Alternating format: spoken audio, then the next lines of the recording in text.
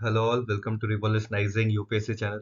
और ये वीडियो मैं आपके लिए लाया हूँ ताकि करंट अफेयर्स आपको कैसे तैयार करना है, खासकर यूपीएससी के लिए। कि यूपीएससी में जिस तरह के करंट अफेयर्स आते हैं वो बेसिकली आपसे करंट अफेयर्स में भी कॉन्सेप्ट पूछना चाहता है। फैक्चुअल ज़्यादा नहीं जाएगा, लेकिन कॉन्सेप्ट्स में भी वो किस तरह के कॉन्सेप्ट्स आपसे पूछना चाहता है वो तब तक आपको नहीं पता चलेगा जब तक आप ये वीडियो पूरी नहीं देखिएगा। तो ये वीडियो पूरी देखिएगा, जिसमें मैं आपको दिखाऊंगा कि हिंदी न्यूज़पेपर को कैसे पढ़ते हैं। Generally current affairs related videos मैं डेली लाऊंगा, और ये वीडियो बहुत इंपॉर्टेंट आपके लिए होगा जो लोग भी प्रीलिम्स दे रहे हैं 2024 का। अगर आपने पुरानी वीडियोस अभी तक नहीं देखा है और मेरी चैनल को सब्सक्राइब नहीं किया है, क्योंकि देखिए बहुत ही अच्छे कंटेंट मैंने पीवाईक्यू रिलेटेड ऑलरेडी बनाए हैं और बहुत लोगों ने देखा है, उससे बहुत लोगों को हेल्पफुल भी हुआ है। तो ऊपर जो लिंक फ्लैश हो रहा है उस पर जाके आप जरूर से चेक कर सकते हैं मेरे वीडियोस, और आपको अच्छा लगे तो लाइक और सब्सक्राइब कर सकते हैं। तो आइए शुरुआत करते हैं वीडियो। इसमें जो फर्स्ट आपको यहाँ पर इम्प्रेशन दिख रहा है इस वीडियो में, जनरली आपको एक्सरसाइज का याद दिला रहा होगा। ये देखिए, इंडिया और यूएस के बीच में एक्सरसाइज हुई है रिसेंटली, जिसको टर्म किया जाता है टाइगर ट्रूम्फ। यहाँ पे आप देख सकते हो ये टाइगर ट्रूम्फ लिखा हुआ है 2024। ये पुरानी एक्सरसाइज भी है। ये इस साल 2024 को आंध्र प्रदेश में हुई है।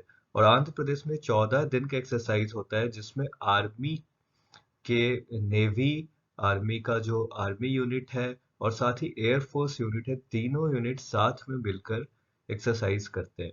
तो सबसे पहले इस तरह का न्यूज़ अगर न्यूज़पेपर में आपको दिखेगा तो एक फोटो प्रिंट पे दिखेगा, जैसे एक पूरे इस पे डिटेल्स में आपको जनरली सब आर्टिकल और एडिटोरियल सेक्शन में दिख जाएगा, पर एडिटोरियल सेक्शन के अलावा आपको एक फोटो टाइप फॉर्मेट में इस चीजें दिखती है, हिंदू न्यूज़पेपर हो या इंडियन एक्सप्रेस हो। तो वैसे में आपको सिर्फ एक्सरसाइज का नेम कवर करना है, किस कंट्रीज के बीच हो रही है, और एक्सरसाइज की जो सिग्निफिकेंट फीचर्स क्या है वो इंपॉर्टेंट हो जाती है यूपीएससी के लिए। यूपीएससी आपसे जनरली यही सब चीजें पूछेगा। आइए आगे बढ़ते हैं। Next news is about CAA, जो आपका सिटीजनशिप अमेंडमेंट एक्ट है। आपको भी पता होगा कि सीएए 2020 में काफी ज्यादा न्यूज में था, but after 2020 covid, actually in 2020 itself covid corona virus came, और उसके बाद सीएए रिलेटेड न्यूज एक्टिविटीज कम हो गई। उसके बाद अभी फिर से, अभी इलेक्शन आने वाला है, उससे जस्ट पहले सीएए न्यूज में वापस आ गया है। तो जनरली सीएए के बारे में आपको बेसिक इंफॉर्मेशन याद करना पड़ेगा। बेसिक इंफॉर्मेशन जब मैं बोलता हूँ तो आपसे यह बोलना चाहता हूँ कि कोई भी करंट अफेयर्स का न्यूज़ रहेगा वो यूपीएससी तभी पूछेगा जब वो जनरली पॉलिटी सेक्शन में वो न्यूज़ अगर स्टैटिक पोर्शन से इंटर रिलेट कर रहा है या फिर कोई भी सब्जेक्ट में वो इंटर रिलेट कर रहा है, तो उसके चांसेस बढ़ जाते हैं, मतलब इंक्रीज हो जाता है चांसेस उसके पूछने के लिए। फॉर एग्जांपल सीए स्टैटिक में इसका क्या आएगा, सिटीजनशिप अमेंडमेंट एक्ट जो 1955 का है, उसी को अमेंड करके सीए ला रहे हैं। अब वो एक्ट आपको लक्ष्मीकांत में जाके पढ़ लेना है एज ए सीरियस एस्पिरेंट। तो वो सब चीजें आपको कैसे परफॉर्म करना है एग्जाम में वो डिटरमाइन करती है, क्या कैसे आप न्यूज को डेली बेसिस पे हैंडल कर रहे हो, कैसे आप एक पर्टिकुलर टॉपिक को स्टैटिक पोर्शन से लिंक कर रहे हो। जब आप करेंट डायनेमिक पोर्शन पढ़ते हो तो उसको स्टैटिक से कैसे लिंक करो। तो फॉर एग्जांपल सीए, यहाँ पे आपको ये देखने को मिलेगा कि सिटीजनशिप अमेंडमेंट एक्ट जो हमारा 1955 के तहत हम सिटीजनशिप ग्रांट करते हैं इंडिया में, वो ऑन द बेसिस ऑफ हम बहुत सारी चीज़ों के बेसिस पे करते हैं, लेकिन उसमें जो इलीगल माइग्रेंट्स होते हैं उनको हम नहीं देते हैं जनरली। लेकिन जो अफगानिस्तान, पाकिस्तान और बांग्लादेश, तीन कंट्रीज के इलीगल मिग्रेंट्स हैं और साथ में वो इंडिया की सिटीजनशिप चाहते हैं, और वो परसिक्यूटेड मिग्रेंट्स हैं, मतलब वो डिफरेंट रिलीजन के मिग्रेंट्स हैं। जनरली 5 रिलीजन्स को दिया जा रहा है इसमें, आपके हिंदू, बुद्ध, जैन, पारसी और सिख। तो जनरली ये जो रिलीजन्स को दिया जा रहा है, ये इंपॉर्टेंट जो होता है, किन रिलीजन्स को दिया जा रहा है, किन कंट्रीज जैसे अफगानिस्तान, पाकिस्तान, बांग्लादेश कौन सा सिटीजनशिप अमेंडमेंट एक्ट को अमेंड करेगा, तो उसके फीचर्स और सिटीजनशिप किस बेसिस पे इंडिया में दिया जाता है, ये सब इंपॉर्टेंट हो जाता है। साथ ही यहाँ पे priest can certify CA eligibility, तो अब प्रिस्ट जो होता है, जिन्हें पुजारी जो होते हैं, वो भी सर्टिफाई कर सकते हैं एलिजिबिलिटी। तो ये सब जनरली न्यूज में है, तो आपको एक बार चेक करना पड़ेगा कि क्या ये मैंडेटरी हो गया है टू सबमिट एलिजिबिलिटी सर्टिफिकेट। अब इतना डिटेल्स में यूपीएससी आपसे नहीं पूछेगा, लेकिन हाँ ऊपर ऊपर क्या रूट है सिटीजनशिप लेने का, ये सब चीजें वो जनरली आपसे पूछ सकता है। तो ये न्यूज में था, तो मैंने इसको कवर किया।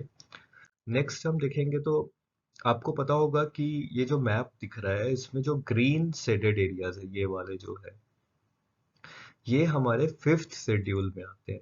मतलब जहां जहां हमारी ट्राइबल पॉपुलेशन जनरली रिसाइड करती है, जैसे झारखंड में करती है, जैसे मध्य प्रदेश में करती है, छत्तीसगढ़ में करती है, महाराष्ट्र में करती है, वैसे ही ये पूरे रीजन में करती है ग्रीन वाले। तो यहाँ पे फिफ्थ शेड्यूल लागू होता है, हिमाचल प्रदेश। तो इसके अलावा ये जो आपको दिख रहा है ना ब्लू सेक्शन, ये हमारा सिक्स शेड्यूल होता है। इसमें जो स्टेट्स है वो आपके असम है, मेघालय है, त्रिपुरा है, मिजोरम है। जनरली ये स्टेट सिक्स शेड्यूल में आता है। तो सिक्स शेड्यूल में जो स्टेट्स आते हैं उन पे सीएए लागू नहीं होगा। और जनरली आपको देखने को ये मिलता है कि अगर इन पे लागू कर दिया गया, तो फिर इसी को लेके तो रिवॉल्ट हो रहा है कहीं ना कहीं। आप देखो तो असम का जो एकॉर्ड है, असम एकॉर्ड को वायलेट कर रहा है सीए। तो ये सब चीजें आपको पता होनी चाहिए कि असम में जो कल्चर है हमारे कंट्री का, बहुत ही ज्यादा डाइवर्स है। इवन ट्राइबल ग्रुप्स जो रहते हैं वो बहुत ज्यादा इथनिक है। तो उनके कल्चर्स को डिस्ट्रॉय नहीं कर दे, एनआरसी से इंटर रिलेट नहीं हो जाए सिटीजनशिप अमेंडमेंट एक्ट, ये सब चीजें आपको पता होनी चाहिए। एज मेंस में जब आप लिखने जाओगे तो आपको हर एंगल पता होना चाहिए स्टोरी का। इवन कौन से आर्टिकल्स को ब्रीच करेगा ये, राइट टू इक्वलिटी को ब्रीच करेगा या फिर डिफरेंट आर्टिकल्स को ब्रीच कर सकता है, ये सब चीजें आपको पता होनी चाहिए।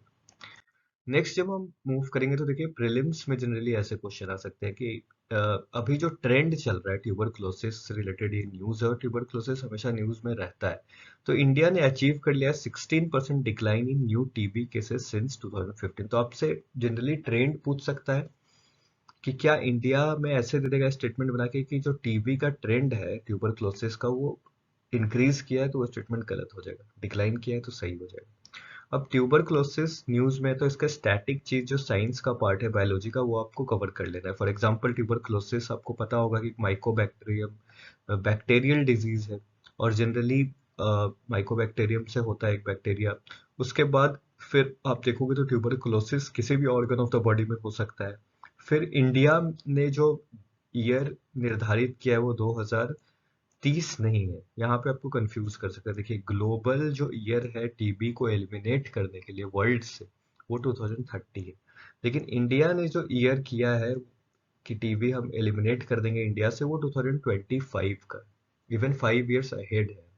तो ये सब चीजें पूछ सकता है। इसके अलावा टीबी से मल्टी ड्रग रेजिस्टेंट ड्रग्स आपसे पूछ सकता है, जैसे यहाँ पे रिफैम्पिसिन और आइसोनिजेड दे देगा, और पूछेगा कि ये ड्रग्स जो है वो कौन से डिजीज को क्योर करने के लिए। तो देखिए कोई नॉर्मल जो डिजीज होगा वो तो इन ड्रग्स से, मान लीजिए नॉर्मल टीबी है तो इन ड्रग्स से क्योर हो जाएगा। लेकिन अभी एमडीआर अगर आपको हो गया, मल्टी ड्रग रेजिस्टेंट, बहुत सारे ऐसे ड्रग्स को भी रेजिस्ट कर रहा है वो, मतलब वो ड्रग्स से भी सही नहीं हो रहा है। जैसे मुझे, जब मैं प्रिपरेशन कर रहा था दिल्ली में, तो मुझे टाइफाइड हो गया था, तो मुझे एमडीआर टाइफाइड हुआ था, मल्टी ड्रग रेजिस्टेंट टाइफाइड।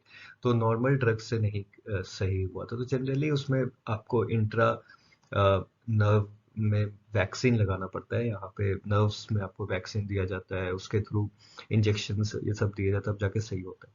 फिर आपसे डायरेक्टली ये पूछ सकता है कि इंडियन गवर्नमेंट कौन सा योजना निकाल के लाया है। निक्षय पोषण योजना was launched to cure TB, और इसमें direct benefit transfer of 500 rupees दिया जाता था। तो आप जब भी एक न्यूज कवर कर रहे हैं तो उसमें आपको हर चीजें उस एंगल से पता होनी चाहिए कि क्या यूपीएससी आपसे पूछ सकता है। फिर देखिए अब ये न्यूज है तो उसमें आपको ये भी पता चाहिए कौन सा न्यूज स्किप करना है। For example Indian Council Medical Research set to bring in evidence based norms for lung cancer. अब यहाँ पे जनरली अब इसकी जो मेथोडोलॉजी है वो अभी प्रूवन नहीं है, वो अभी क्लिनिकल है, अभी वो चल रही है, ग्रेड हो रही है, तो जनरली इसके बारे में यूपीएससी नहीं पूछेगा। एक बेसिक इन्फॉर्मेशन आपको रीडिंग करना है, पर जनरली आपको उन चीज़ों को अवॉइड भी साथ साथ करते रहना है जिसकी प्रोबेबिलिटी कम हो।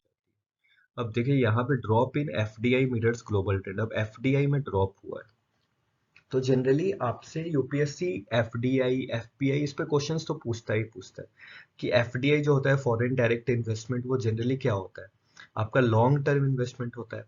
एफपीआई क्या होता है, आपका फॉरेन पोर्टफोलियो इन्वेस्टमेंट, वो क्या होता है, वो स्टैटिक पार्ट जो है इकोनॉमिक्स का, कि एफपीआई शॉर्ट टर्म इन्वेस्टमेंट होता है। एफडीआई जब मान लीजिए कोई दूसरे देश का नागरिक है, वो इंडिया में आके अपना बिजनेस सेटअप करता है इंडिया के डोमेस्टिक सॉइल पे, तो वो इंडिया के जीडीपी में काउंट होता है।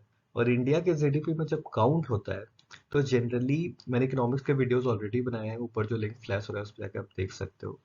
तो स्टैटिक पार्ट में आपने पढ़ा होगा कि एफडीआई ज्यादा अच्छा होता है, उससे ज्यादा एम्प्लॉयमेंट क्रिएट होता है इंडिया में, जीडीपी बढ़ता है, और जीडीपी जब बढ़ेगा तो इकोनॉमिक ग्रोथ होगा कंट्री का, एक्सपोर्ट इंडिया के सॉइल पे बढ़ेगा, एक्सपोर्ट कम्पिटिटिवनेस बढ़ेगा। इस तरह के स्टेटमेंट बेस्ड सवाल आपसे यूपीएससी पूछ सकता है कि if FDI is increased what will happen, export of Indian territory will increase और डिक्रीज। तो अगर ड्रॉप हो रहा है तो वो इंडिया के इकोनॉमी के लिए जनरली वो चीज अच्छा नहीं है।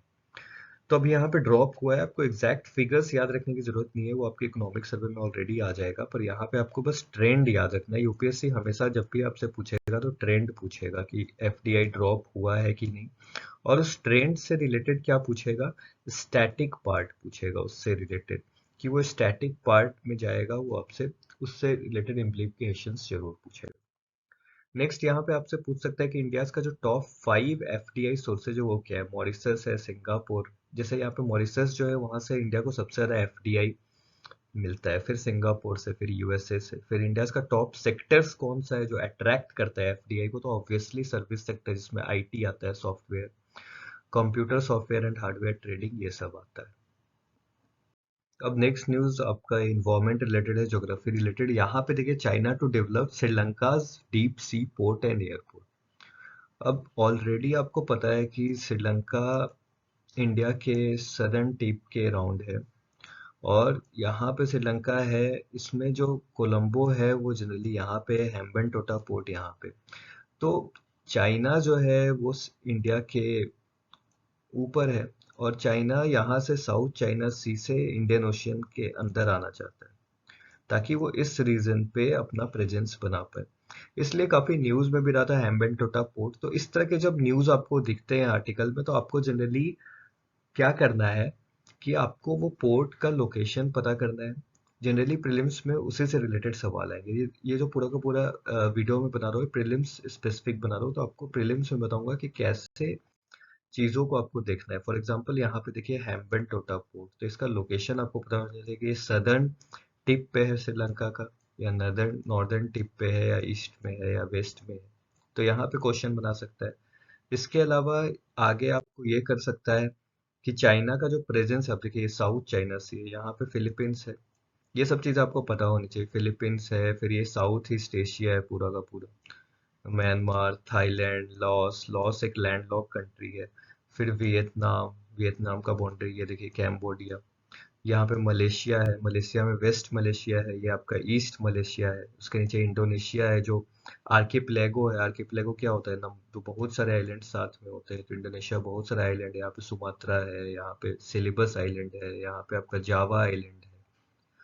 तो जनरली यहाँ पे स्ट्रेट ऑफ मलक्का है, जो कि स्ट्रेट ऑफ मलक्का क्या होता है, मलेशिया के रास्ता से है, ये अंडमान सी होते हुए ये वाला जो रास्ता आपको यहाँ पे इस मैप में दिख रहा है, इसको कनेक्ट करता है अंडमान सी को, यहाँ पे आपको इंडोनेशिया से कनेक्ट करता है, जावा सी ऑफ इंडोनेशिया से। तो इस साउथ चाइना सी में बहुत सारे आइलैंड्स हैं, जैसे फॉर एग्जांपल पारासेल आइलैंड है, फॉर एग्जांपल स्पार्टी आइलैंड्स, इसके लोकेशन आपको पता होना चाहिए। और चाइना कर क्या रहा है, चाइना यहाँ पे इन आइलैंड्स को ऑक्युपाई करते हुए आगे बढ़ते जा रहा है। उसकी एक पर्ल पॉलिसी है, स्ट्रिंग पर्ल पॉलिसी बोलते हैं चाइना की। उसने वो डिफरेंट आइलैंड्स जो है साउथ चाइना सी के, उसको ऑक्युपाई करते हुए आगे की तरफ बढ़ रहा है। और जनरली वो श्रीलंका के पोर्ट्स पे आना चाहता है, ताकि उसको करना क्या है कि श्रीलंका के पोर्ट्स पे, जैसे कोलंबो पे एयरपोर्ट डेवलप करेगा, हेम्बन टोटा पे ऑलरेडी डेवलप कर रहा है। तो जनरली जब वो इन चीज़ों को डेवलप करेगा, तो यहाँ पे इंडियन ओशियन में उसका प्रेजेंस हो जाएगा, और इंडियन ओशियन में जब उसका प्रेजेंस हो जाएगा, तो वो क्या करेगा कि अपना वेसल जो है, सॉरी फॉर द नॉइस, अपना वेसल जो है यहाँ पे पेट्रोलिंग के लिए छोड़ देगा, जिसके कारण इंडिया को भी वो काउंटर कर सकता है इस जोन में। अब इसने किया क्या था ना कि श्रीलंका को इसने बहुत सारे लोन दिए थे चाइना ने। और चाइना ने ऑलरेडी अफ्रीका को भी बहुत सारे लोन दिए। तो ये करता क्या है कि वीकर नेशंस को, जो वीकर फाइनेंशियल नेशंस है, उनको लोन देता है। अब आप लोन रिपे नहीं कर पाओगे, तो उसके बदले में लीज पे पोर्ट खरीद लेता है। अब श्रीलंका ने हेम्बन टोटा जो पोर्ट है, लीज पे 99 साल के लिए चाइना को दे दिया। अब चाइना को जब एक बार दे दिया, तो 99 साल तक अब इस पे जो लॉज बनाएगा, चीजें अपने तरह से करना चाहेगा, वो चाइना चाहेगा। तो इस तरह से आपने देखा होगा कि जो आईआर में न्यूज में रहता है, उस पे यूपीएससी बहुत इजीली सवाल पूछता है। फॉर एग्जांपल, अब ये श्रीलंका ने रैपिड फाइनेंसिंग इंस्ट्रूमेंट के तहत बहुत सारा लोन उठाया था आईएमएफ से। ये क्वेश्चन आपको देखने को मिला था 2023 में। 2023 के या 22 के प्रीलिम्स में आया था ये। और यहाँ पे rapid financing instrument, credit facility पूछा था, रैपिड क्रेडिट, ये दोनों किससे रिलेटेड है? तो आईएमएफ ने से रिलेटेड है। आईएमएफ ने लोन दिया था, किसको दिया था? श्रीलंका को दिया था। उस वक्त ये न्यूज में था, पूछा था। तो अभी जनरली हेम्बन पोर्ट पे फिर से एयरपोर्ट, कोलंबो पोर्ट पे ये सब बना रहा है, तो जनरली इस तरह के क्वेश्चंस वो पूछ सकता है। तो ज्योग्राफिकल मैप और ये सब इंपॉर्टेंट हो जाता है इस तरह के क्वेश्चंस। नेक्स्ट देखिए, स्टील ट्रेड डेफिसिट नैरोज, ये हिंदू में था। तो यहाँ पे आपको करता क्या है कि इससे अगर क्वेश्चन बनाएगा, तो एग्जैक्ट फैक्ट्स कभी यूपीएससी नहीं पूछेगा, लेकिन हाँ, यहाँ पे आपसे पूछ सकता है कि इंडिया का जो पोजीशन है steel develop as a produce करने में, जैसे लार्जेस्ट प्रोड्यूसर इंडिया नहीं है, second largest producer. The largest producer कौन है? तो चाइना है स्टील का। तो इस तरह से क्वेश्चन फ्रेम कर सकता है, और जनरली ट्रेंड पे पूछ सकता है। जब मैंने आपको बताया ना, ट्रेंड पूछता है, तो स्टील का जो ट्रेड है वो डेफिसिट हुआ है, मतलब ट्रेड डेफिसिट मतलब हम ज्यादा इंपोर्ट कर रहे हैं, हमारा इंपोर्ट बढ़ गया है एक्सपोर्ट से। यानी पहले हम एक्सपोर्ट ज्यादा करते होंगे क्योंकि प्रोडक्शन ज्यादा होता होगा, अब हम या तो हमारा कंजम्पशन ज्यादा है, इस वजह से हम एक्सपोर्ट नहीं कर पा रहे हैं और इंपोर्ट ज्यादा कर रहे हैं। तो इस तरह से चीजें आपको डेवलप करना होगा। देखिए यहाँ पे ये पीआईबी में आया था कि India has emerge as second largest producer of crude steel, और ये कब का न्यूज़ है? ये जून का ऐसा है, 2022-23। और तो इस तरह से आपको चीजें पता होनी चाहिए। इसके बाद ये जो न्यूज़ है, मेंस के लिए इंपॉर्टेंट नहीं, ऑन सस्टेनेबल बिल्डिंग मटेरियल्स। इस तरह से आपको सेग्रीगेट करना आना चाहिए कि प्रीलिम्स में क्या पूछ सकता है और मेंस में क्या पूछ सकता है। अब यहाँ पे India releases second tranche of 500 crore for Bhutan infrastructure work. तो यहाँ से जनरली आपसे ग्याल सुंग प्रोजेक्ट करके उठा देगा, और पूछेगा कि ये प्रोजेक्ट जो है वो किससे रिलेटेड है, कौन दो कंट्री से? तो इंडिया और भूटान। तो इस तरह के क्वेश्चंस बना सकता है। फिर यहाँ पे देखिए, ट्रेजर हंट, कजाकिस्तान में गोल्ड पेबल्स, ये सब सैंड रिलेटेड। तो आपको हर कंट्री के बारे में पता होना चाहिए कहाँ पे क्या मिलता है। तो ये देखिए, कजाकिस्तान का रफ मैप है, और कजाकिस्तान के ऊपर आपको भी पता होगा रशिया है, और इधर आपका चाइना है, मंगोलिया है।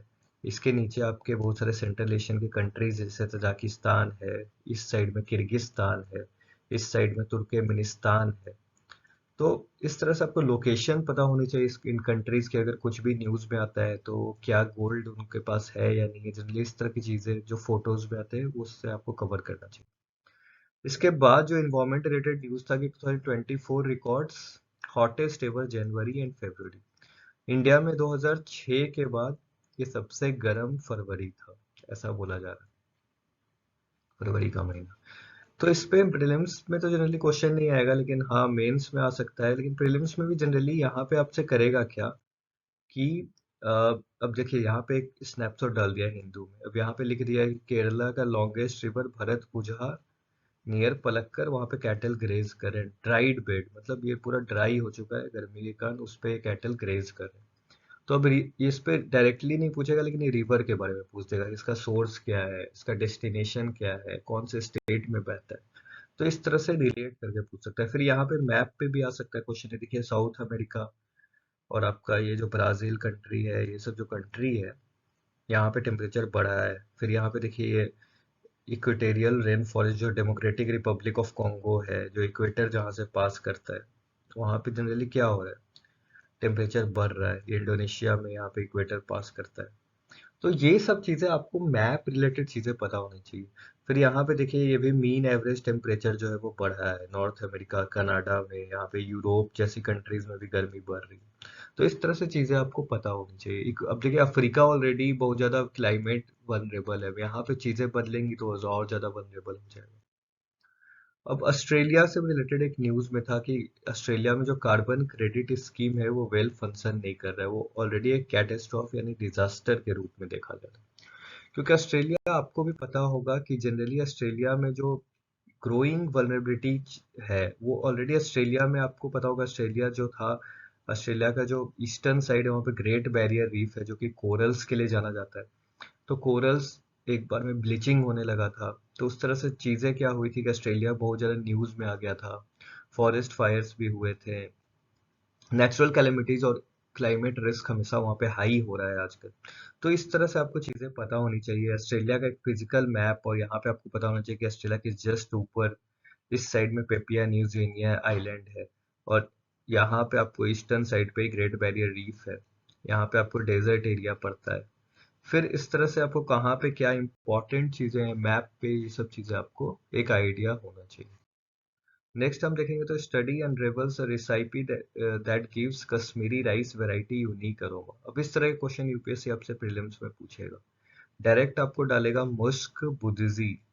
अब ये क्या है, तो एक तरह का राइस का वैरायटी है। कहाँ का है, तो कश्मीर का है। ये फोटो में आपको दिख रहा है, इस तरह का राइस वैरायटी धान है और कश्मीर में पाया जाता है। कश्मीर का जो हिमालयाज है हमारा, जनरली जो हिमालयज हमारा, कश्मीर से ही ये काराकोरम रेंज है, यहाँ से ट्रांस हिमालय से ऐसे करके नॉर्थ ईस्ट हिमालय तक फैला हुआ है। तो यहाँ पे जो कश्मीर हिमालय है, जनरली वहाँ पे ये राइस मिलता है। मस्क पुदीजी करके इसका नाम है। इंडिजिनियस राइस है, ये हेल्थ कॉन्शियस राइस है, बहुत ही इंपॉर्टेंट हो जाता है। और साइंस एंड टेक रिलेटेड कोई भी चीज़ आ जाएगा, इन्वायरमेंट से जुड़ेगा, तो उसके पूछने की प्रोबेबिलिटी और बढ़ जाती है। तो इसका नाम आप याद रख सकते हो, जनरली इस पे क्वेश्चन बन सकता है। इसके अलावा यहाँ पे GCMS, अब इसका फुल फॉर्म क्या है, तो क्रोमेटोग्राफी मास स्पेक्ट्रोस्कोपी तरह का ये आर्टिफिशियल इंटेलिजेंस और साइंस एंड टेक से इसको अटैच किया गया है। जिससे किया क्या जाता है कि कोई भी अगर जीन्स में प्रॉब्लम है उस प्लांट क्रॉप के, तो उसको दूर करके हम जनरली एक नया हेल्दी क्रॉप्स बना सकते हैं। Organic mixture extracted from geological environmental biological samples, फिर उसको आगे जाके हम RT-PCR प्रोसेस से चेन रिएक्शन से सही कर सकते हैं। तो इस तरह से साइंस एंड टेक का जो रिलेटेड, अभी टेक्नोलॉजी आपसे पूछ देगा किससे रिलेटेड है, तो डायरेक्टली वो एक राइस वेराइटी है कश्मीरी मरज में। तो इस तरह के क्वेश्चंस यूपीएससी आपसे बनाते आया है और बनाते आ सकता है। RNA के बारे में पूछ सकता है आपसे। तो बेसिकली ये वीडियो बनाने का मेरा मकसद यही था कि कैसे आपको करंट अफेयर्स जनरली कवर करना है। ये तो एक दिन का न्यूज़पेपर है, मतलब आज का ये न्यूज़पेपर था। अब डेली बेसिस पे जैसे मैं करंट अफेयर्स लाऊंगा तो आपको ऐसे ही बताऊंगा कि कैसे आपको नोट्स भी आप बना रहे हो, तो सिर्फ आप इतने सारे मैंने आपको टॉपिक्स बताए, न्यूज़ बताए, लेकिन इसमें कुछ ही चीज़ें ऐसी थी जो इम्पोर्टेंट थी। एडिटोरियल सेक्शन मैंने स्किप किया है क्योंकि वो मेंस के लिए ज़्यादा इंपॉर्टेंट होता है, पर प्रीलिम्स से रिलेटेड जो भी न्यूज़ थे मैंने कवर किया है इस न्यूज़पेपर। तो होपफुली आपको समझ में आया होगा ये वीडियो जो मैंने बनाने की कोशिश की है। तो और भी वीडियोस मैंने बनाए हैं, आप जाके प्लेलिस्ट में देख सकते हो, जो आपको मदद करेगी। मैं डिस्क्रिप्शन में और प्लेलिस्ट में और डिस्क्रिप्शन और कमेंट सेक्शन में आपको वीडियो लिंक दे दूंगा, आप जाके वहाँ पे चेक कर सकते हो। Thank you.